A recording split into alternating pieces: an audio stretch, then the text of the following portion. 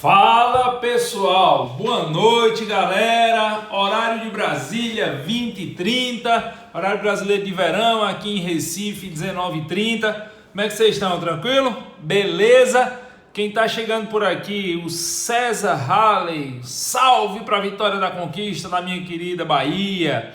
O Márcio Oliveira, boa noite Márcio, o Fagner tá por aqui. Advogado Luiz Felipe, Rafael Santos, galera tá chegando por aqui. Pois é, galera, pois bem, hoje ao longo do dia eu conversei com algumas pessoas nas redes sociais, na minha rede social, no Instagram, aqui no Instagram. Muita gente mandou direct, muita gente mandou mensagem no plantão de dúvidas do JUS 21. Eu acho que eu devo ter respondido aí por baixo aí umas 30 mensagens no plantão de dúvidas do JUS 21, perguntando sobre a questão do médio João de Deus.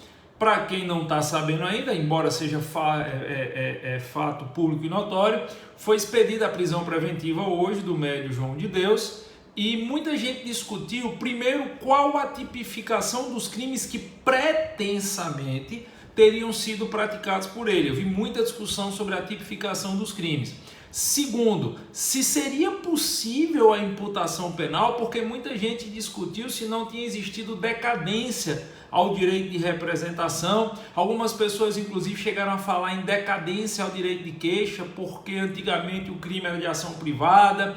Muita gente perguntou também se existia efetivamente fundamentos da prisão preventiva, e aí foram muitas dúvidas que foram chegando ao longo do dia e eu não consegui dar conta. Então eu resolvi, para tentar atender a todo mundo, eu resolvi fazer essa live. Se você mandou pergunta para o plantão de dúvidas do JUS 21, vai ser respondida. Mas se você mandou direct ou se você perguntou na postagem, eu não respondi, essa live é para responder para vocês. E antes de mais nada, eu vou aqui deixar claro que toda e qualquer análise que eu vou fazer agora é uma análise de ordem técnica, de ordem jurídica penal. Não me cabe discutir questões religiosas, não me cabe discutir questões filosóficas, não me cabe discutir questão de fé. Eu sou professor de direito penal e processo penal, então eu vou discutir questões técnicas, tá? A sua fé, a sua religião, a sua crença não é irrelevante neste momento da análise. E também, é óbvio, eu vou fazer uma análise em cima dos mais de 300 depoimentos que foram prestados até agora por pretensas vítimas. Vamos lá. Primeira coisa que me questionaram: como é que seria possível a imputação a ele de crimes e quais seriam os crimes que estariam sendo imputados se não houve exame de corpo de delito? Vamos lá, vamos por partes.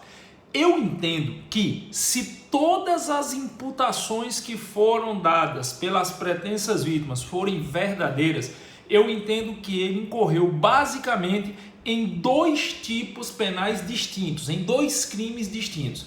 O primeiro crime seria estupro e o segundo crime, violação sexual mediante fraude, respectivamente, artigo 213 e 215 do Código Penal. E esses crimes, ao meu sentir, foram praticados em concurso material, conforme a regra do artigo 69 do Código Penal. Veja, não dá para você, numa pluralidade tão grande de condutas, querer tipificar as condutas num único artigo de lei, porque as condutas foram distintas. E me parece que as condutas que eram mais comuns, segundo as pretensas vítimas, eram a conduta caracterizadora do estupro e a conduta caracterizadora da violação sexual mediante fraude.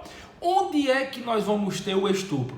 Segundo parte das pretensas vítimas, o médium João de Deus ameaçava essas mulheres, dizendo que se essas mulheres não cedessem aos favores sexuais, males terríveis, dantescos se abateriam sobre essas mulheres, se abateriam sobre suas vidas, se abateriam sobre essas famílias. Existia em certas condutas um instrumento de coação, um instrumento de pressão e um instrumento de grave ameaça, onde era imputado por ele que exercia notoriamente uma influência religiosa sobre as vítimas. É tanto que todas as vítimas foram em busca de redenção espiritual, de cura, de lenitivo, lá junto ao João de Deus. Então era notório que todas as vítimas o tinham como um ser dotado de poder transcendental. O que se buscava lá com o João de Deus não era uma cura física no sentido cartesiano do termo, não era uma cura no sentido alopática, de um médico formado que ia abrir, fazer uma cirurgia ou passar um remédio alopático, mas sim uma cura de natureza espiritual, de natureza transcendental. Se eu procuro alguém crente que ele é capaz de ter uma cura transcendental, é porque eu reconheço nele dons sobrenaturais, eu reconheço nele dons divinos e reconheço que ele, em tese, teria o poder de me fazer o bem ou de me fazer o mal. Logo, muitas mulheres relataram que elas se sentiam constrangidas, intimidadas, ameaçadas, porque ele teria o pretenso poder de fazer abater sobre essas mulheres. Caso elas não cedessem aos favores sexuais que ele desejava, males terríveis e dantescos. Ou então, se elas não cedessem ao sexo como ele queria, elas não seriam curadas, elas poderiam morrer. Isso caracteriza a elementar grave ameaça. E aí perceba, o que é que o artigo 213 define como crime de estupro? É constranger, mediante violência ou grave ameaça, a praticar ou permitir que consiga se pratique conjunção carnal ou outro ato libidinoso. Veja, a violência, por óbvio, é física, mas a grave ameaça caracteriza-se como um constrangimento moral. A elementar grave ameaça notória ao tipo penal de estupro pode ser hoje entendida não só como uma ameaça de reprimenda física, mas também uma ameaça de reprimenda espiritual, desde que, no contexto em que ela foi praticada, fosse razoável se imaginar que a vítima acreditaria na capacidade do agressor de fazer com que aquela ameaça de cunho transcendental efetivamente se realizasse.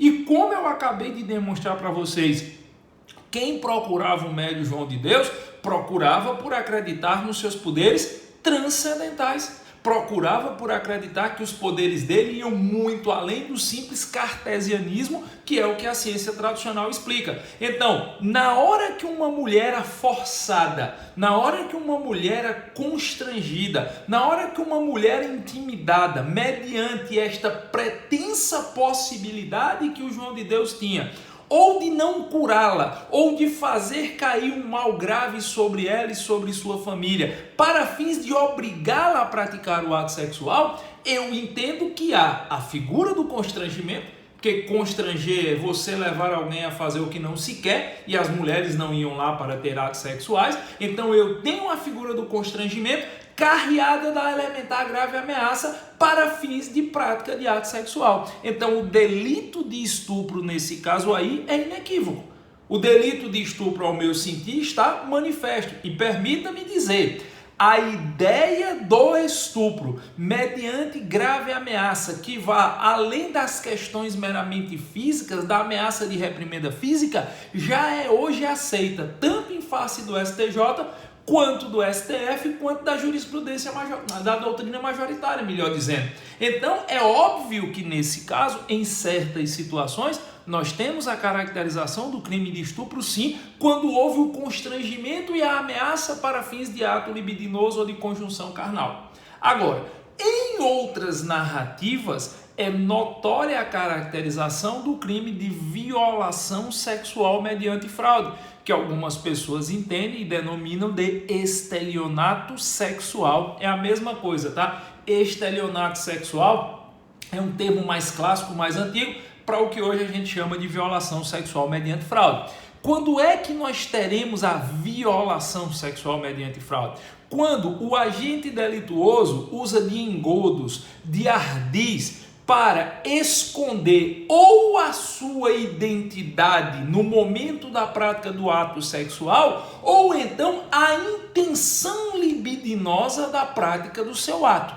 Veja, o crime de violação sexual mediante fraude, ele pode ser caracterizado de duas formas distintas. É um crime de ação múltipla, é um crime de conteúdo variado. Existe mais de uma conduta caracterizadora do delito. Eu posso ter a violação sexual mediante fraude porque o indivíduo usa de engodo, artifício ou ardil para ocultar a sua real identidade, a pessoa transa com João achando que está transando com Pedro, ou então porque o indivíduo usa de artifício, engodo ardil para ocultar a intenção libidinosa do seu ato. É óbvio que a caracterização na situação em análise se dá nessa segunda vertente.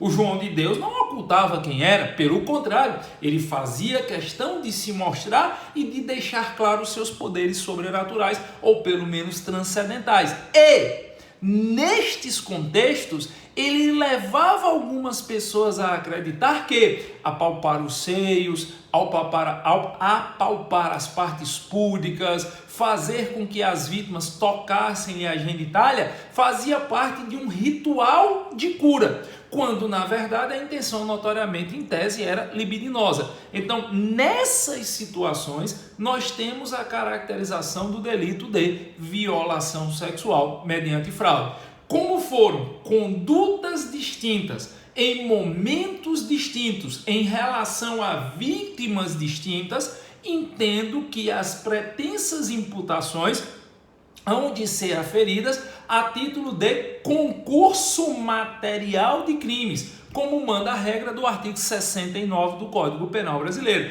Inclusive, muita gente me perguntou por que eu não falava que era crime continuado. Primeiro, não é crime continuado, lá do artigo 71 do Código Penal, porque crime continuado tem que ser o mesmo crime, e aqui nós já temos dois crimes distintos. E outra, o crime continuado presume que os contextos estejam interligados entre si, e nesse caso os contextos eram estanques. Ele não fazia isso com todas as mulheres que atendia, ele fazia isso com aquelas que ele julgava pretensamente mais atraentes, ou então aquelas que ele achava que não ia dar muito problema. Então são contextos autônomos caracterizadores, por vezes de estupro, por outras vezes de violação sexual mediante fraude. N contextos, N condutas, N crimes, concurso material. A regra aqui é do cúmulo material das penas. As penas devem ser somadas. Um detalhe que não está sendo muito discutido, mas que me parece bem razoável de ser arguído, é se existisse, ninguém sabe, se existisse, eu estou supondo, por parte das pessoas que trabalhavam com o João de Deus, o conhecimento de que essas condutas eram praticadas, ou pelo menos a potencialidade, a razoabilidade de imaginar que essas condutas eram praticadas, e ainda assim eles continuavam fazendo a condução das pessoas para que o João de Deus tivesse o contexto da prática do ato sexual, me parece bem razoável que estas pessoas também respondam no delito, tanto de estupro quanto de estupro do vulnerável na modalidade partícipe. Por quê? Se eles sabiam, ou no mínimo lhe era razoável presumir que tal situação acontecia, eles acabavam de se tornar garantidores, eles eram garantes. E aí cai na modalidade de omissão imprópria. Eu não vou entrar aqui na discussão entre omissão própria e omissão imprópria, por óbvio, não é o objetivo da nossa live, mas apenas para ressalvar, eu entendo que se, é uma hipótese, se aquelas pessoas mais próximas que encaminhavam os fiéis às sessões reservadas com o médium João de Deus, se elas sabiam do que acontecia, ou pelo menos se lhe era razoável presumir o que acontecia e ainda assim elas continuavam encaminhando, me parece perfeitamente razoável que estas pessoas sejam reconhecidas dentro da figura do garantidor. E aí eu teria uma omissão imprópria. Com a sua conduta antecedente, assumiram um risco, elas poderiam ter evitado o resultado e dolosamente não evitaram. Então elas responderiam a título de participação pelos crimes de estupro e de violação sexual mediante fraude. Mas seria necessário aí que se demonstrasse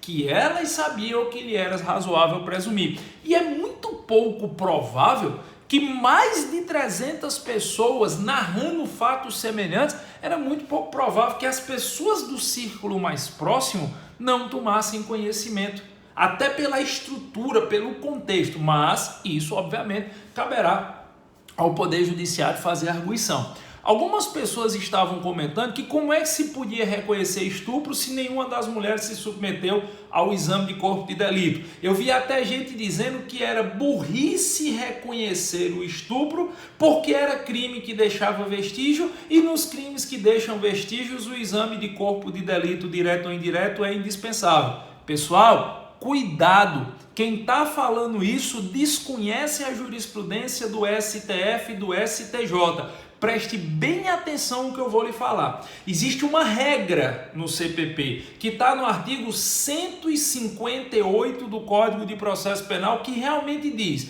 nos crimes que deixam vestígios, o exame de corpo de delito, direto ou indireto, é indispensável, não podendo ser suprido pela confissão do acusado. E o artigo 159 especifica que esse exame de corpo de delito deve ser feito por um perito oficial ou, em sendo perito ad hoc, peritos nomeados, por no mínimo 2 peritos, obrigatoriamente portadores de diploma de curso superior e preferentemente na área afim da perícia a ser feita. Isso está na lei, isso eu não discuto, só que tem um detalhe.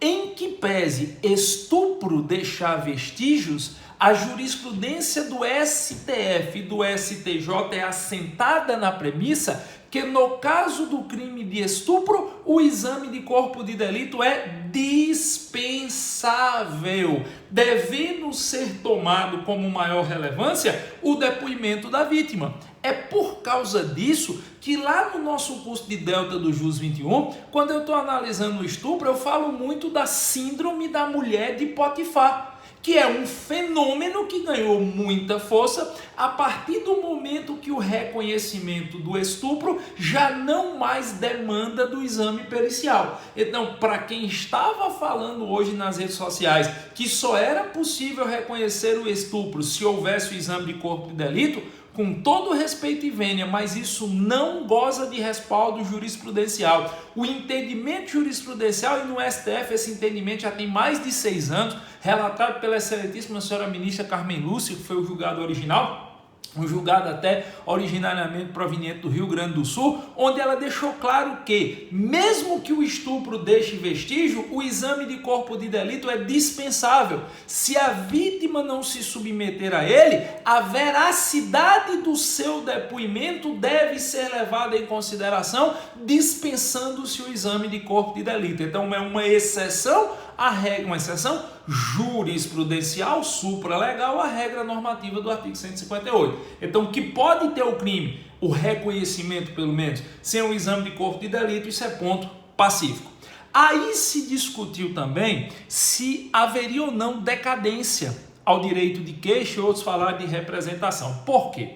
Originariamente, os crimes sexuais motivavam ação penal privada. Isso antes de 2009, antes do marco da lei 12.015/2009. Originariamente, os crimes sexuais eram motivadores de ação penal privada. E, inequivocamente, em regra, o direito de intentar ação privada, ou seja, o direito de intentar a queixa-crime, decairá após o lapso temporal de 6 meses a contar do momento que a vítima toma ciência da autoria do delito. Isso não se discute, isso é uma regra processual e de direito material. O direito a intentar a queixa-crime suscitará decadência, e decadência é causa extintiva de punibilidade, depois do lapso temporal de 6 meses a contar do momento que a vítima toma ciência da autoria do delito. Quando chega em 2009, a Lei 12.015/2009 modifica o Código Penal, passando a trazer como regra geral para os crimes sexuais a ação penal pública condicionada à representação.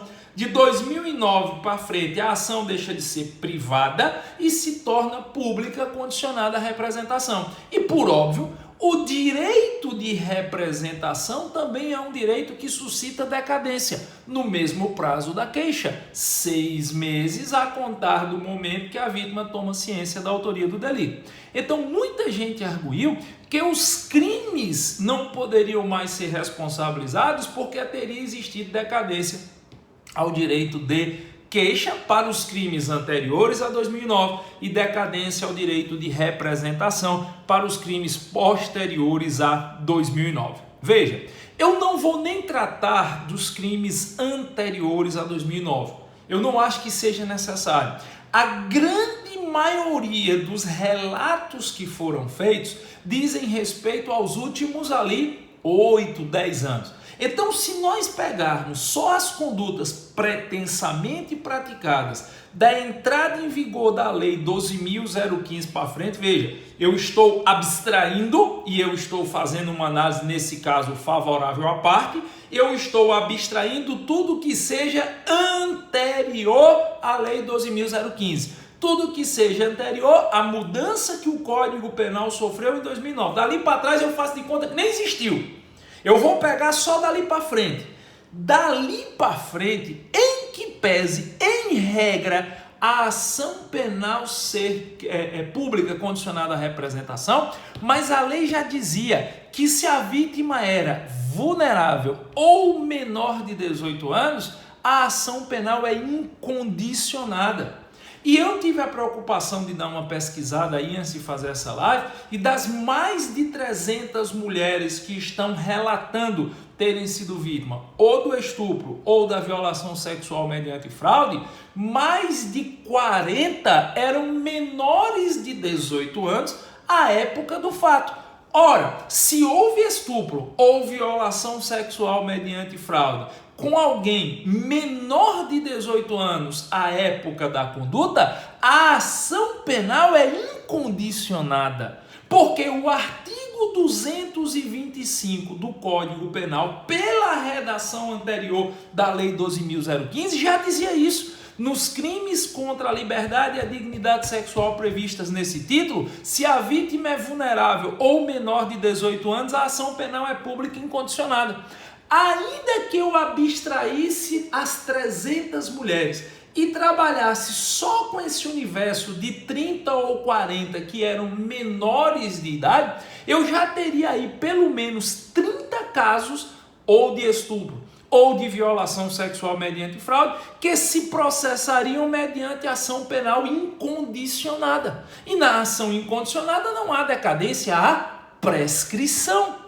Só que tem um outro detalhe: a prescrição não fluiu para esses crimes, principalmente para os que foram praticados de 2012 para frente, ano que entrou em vigor a Lei Joana Maranhão. A Lei Joana Maranhão, que diz que nos crimes contra a liberdade e a dignidade sexual de crianças ou adolescentes, o prazo prescricional só começa a fluir a contar do dia que a vítima completar 18 anos, salvo se a esse tempo já tiver sido proposta a ação penal. Lei Joana Maranhão, que alterou o Código Penal no seu artigo 111. Então, eu estou fazendo todas as análises favoráveis ao réu.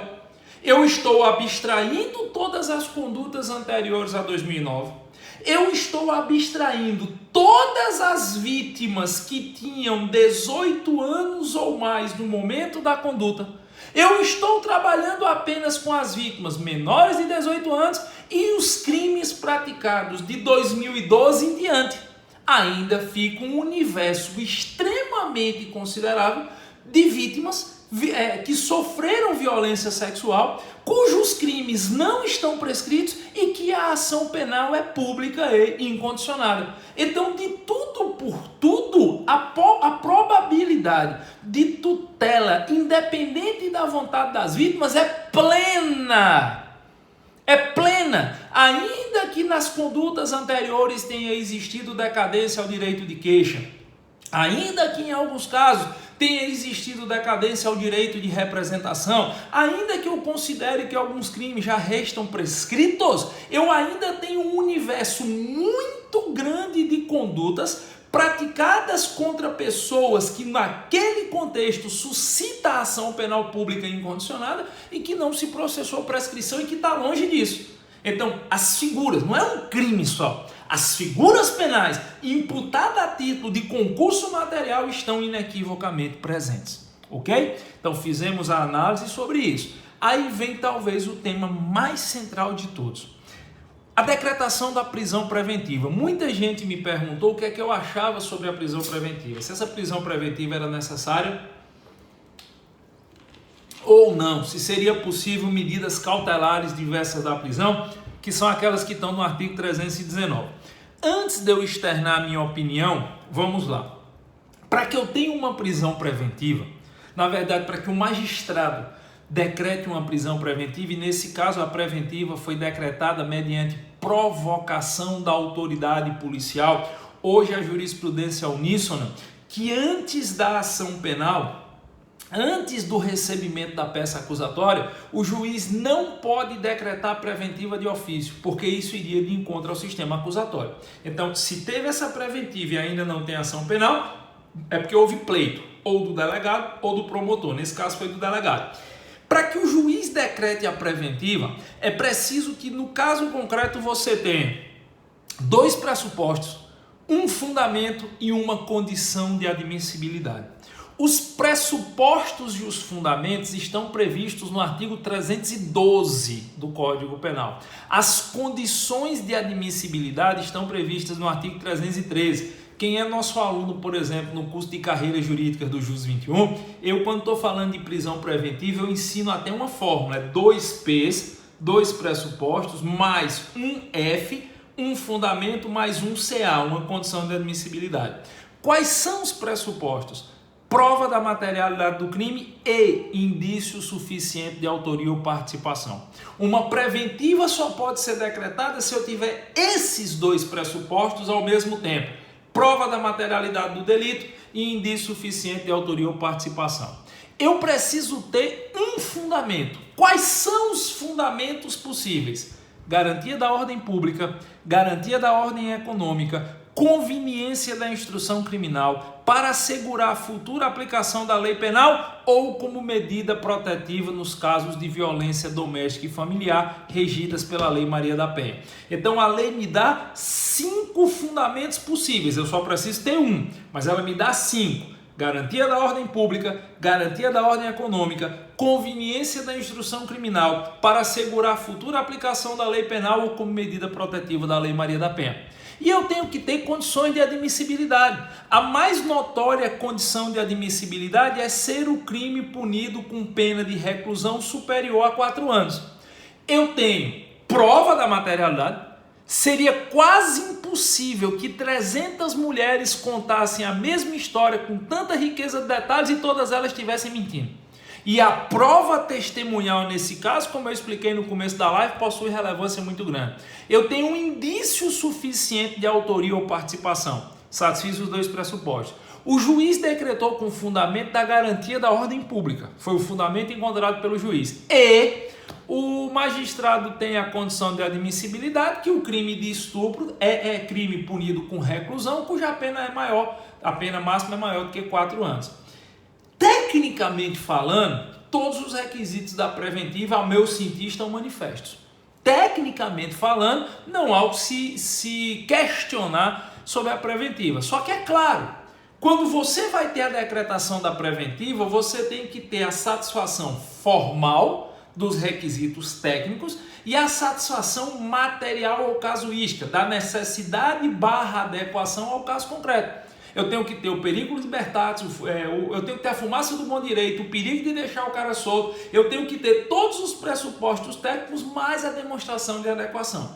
Que os pressupostos técnicos, a formalidade foi satisfeita, isso é ponto. Aí entra a percepção do magistrado, que é a adequação ao caso concreto. Eu não tenho como saber o que passou pela cabeça do juiz, mas eu tenho como entender o que seria a minha posição nesse caso. Eu entendo como plenamente razoável a decretação da prisão preventiva nesse caso. Por quê? O pretenso acusado em questão é uma pessoa altamente influente, que tem ali admiradores e seguidores em todos os continentes. A cidade do estado de Goiás, e aí não é demérito da cidade, é uma constatação sociológica, a cidade de Abadaiana, se eu não me engano, fugiu agora o nome da cidade, ela vive em torno do trabalho do João de Deus. Então existe uma série de fatores que demonstram a influência, a capacidade econômica. Eu não estou falando de uma pessoa que só tem aquela casa, eu estou falando de gente que é dono de fazenda, que é dono de imóveis, que tem casa em Goiânia, que tem casa em Anápolis, em Ananindeua, fazenda a 60 quilômetros em Goiânia. Então, uma pessoa de muita influência, uma pessoa de muitos admiradores no meio, a Badiânia. Pronto, o Murilo me ajudou aqui. Obrigado, Murilo. Uma pessoa de muita influência e muitos admiradores nos meios sociais, formadores de opinião, artistas, jornalistas, gente de muito dinheiro que sai de todos os lugares do mundo para acompanhá-lo.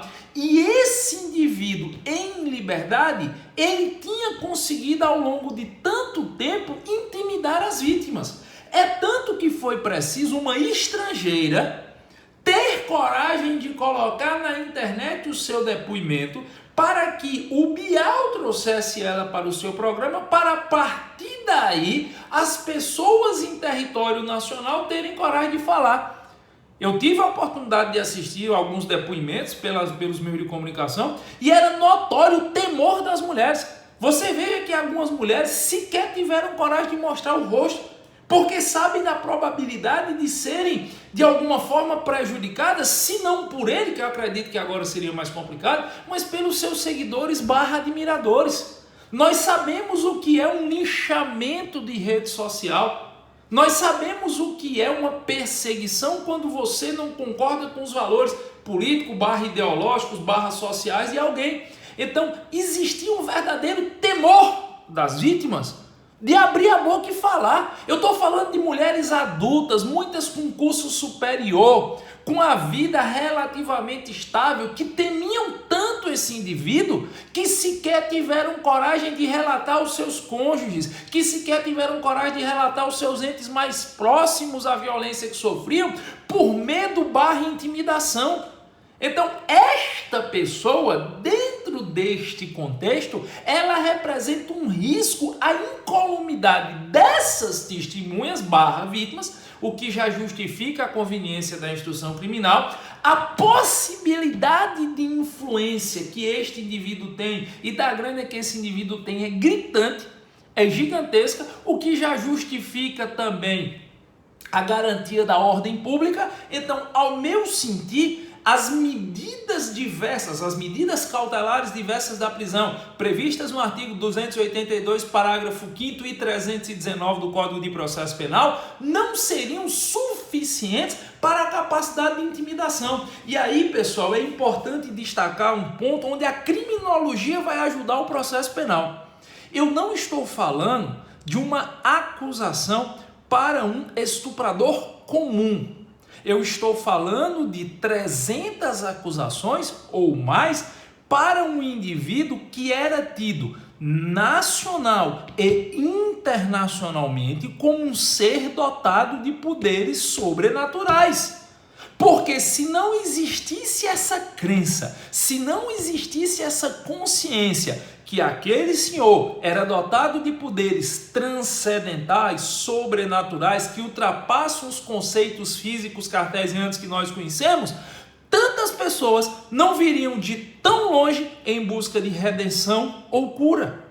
Quando alguém deixa, por exemplo, a sua cidade e vai até aquele local em busca de cura, é porque acredita sincera e inequivocamente nos poderes deste senhor, ou porque está tão desesperado e tão vulnerabilizado, e aí entra a questão do estupro do vulnerável, está tão vulnerabilizada que está em busca de qualquer lenitivo. Em ambas as situações, eu estou falando de alguém que exerce um poder gritante, que exerce um poder gigantesco e que por isso mesmo intimidou durante tanto tempo as pretensas vítimas, a não ser que essas 300 mulheres estejam mentindo, e que também teriam uma capacidade muito grande de, em liberdade, atrapalhar o andamento do processo.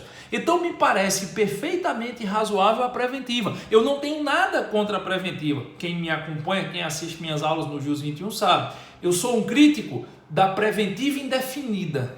A lei não prevê prazo de prisão preventiva. Algumas pessoas têm o hábito de dizer que a preventiva tem prazo. Não, quem tem prazo é a prisão temporária. A prisão preventiva não tem prazo. Porém, não quer dizer que o cara possa ficar preso indefinidamente. Eu conheço o caso de pessoas que era muito melhor ter sido condenada e sentenciada porque a pena era menor do que o tempo de prisão preventiva que passou. Então, a prisão preventiva ela é adequada ao meu sentir. Tem mais de um fundamento. O juiz fundamentou na garantia da ordem pública. Eu fundamentaria na garantia da ordem pública e na conveniência da instrução criminal. E acredito até que na futura aplicação da lei penal, porque a probabilidade de fuga do território brasileiro era muito grande e meios para isso também. E entendo que, por um lapso razoável, que seria o lapso de conclusão do inquérito policial ali, vamos colocar 10 dias para a conclusão do inquérito, 5 dias para a denúncia, mais 10 dias para após o recebimento de resposta à acusação, uma prisão preventiva de 30, 40, 50 dias para poder se estabilizar o processo, é bem razoável nesse caso, ao meu sentir. Então, é essa a impressão que eu tenho. Eu entendo que as medidas cautelares diversas da prisão não seriam suficientes nesse caso concreto. Vênias aí aos colegas que têm entendimento em sentido contrário. Como eu sempre digo, eu não sou o senhor da verdade, eu vou externar minha opinião e apresentar os meus fundamentos jurídicos. Se eu estou certo ou errado, não importa, o importante é o diálogo amigável que nos ajuda a crescer, ok? Então, essas eram as considerações que o pessoal me perguntou muito hoje e eu não tive condição de responder a todo mundo no direct. Vocês sabem que quem é aluno do JUS 21, que me pergunta no JUS 21, eu respondo todas as mensagens do JUS 21, são respondidas, mas no direct nem sempre a gente consegue.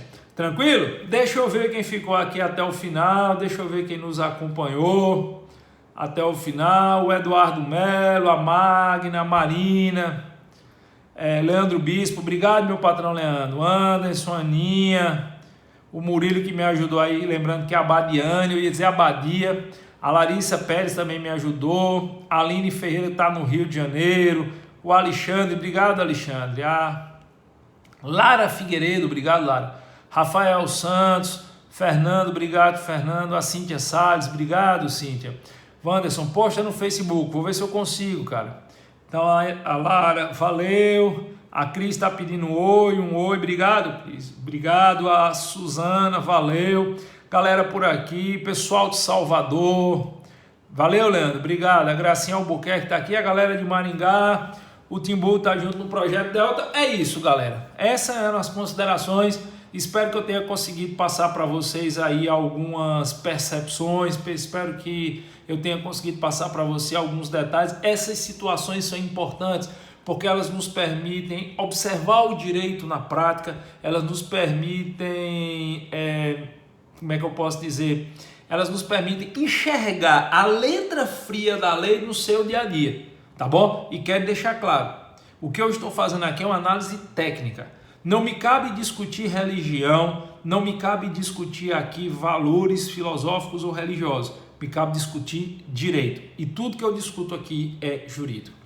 O 01 Gomes, você não transmite mais pelo Periscope? Não, cara, o Periscope eu acho o pessoal muito mal educado lá no Periscope, é uma putaria, uma bagunça, eu não me adapto não, minhas transmissões são todas aqui no Instagram, eu acho o pessoal aqui bem mais educado, eu acho o pessoal aqui bem mais refinado, de mais classe, eu não gosto muito daquela putaria lá não. Valeu Clóvis, um abraço para você, grande advogado Clóvis Aquino. Valeu, pois é galera, é isso aí, espero que vocês tenham gostado da explicação, espero que a Vanderlúcia está pedindo um abraço Vanderlúcia, foi nossa aluna na OAB do JUS 21, espero que vocês tenham gostado da explicação, espero que eu tenha conseguido elucidar um pouco aí. Rede social tem informação para todo lado, mas é importante a gente ter uma informação direcionada. Valeu crianças, abraço para Rondônia, boa noite para todo mundo, boa sexta-feira, se for beber não dirija, se for dirigir não beba, excelente final de semana para todo mundo. Valeu crianças.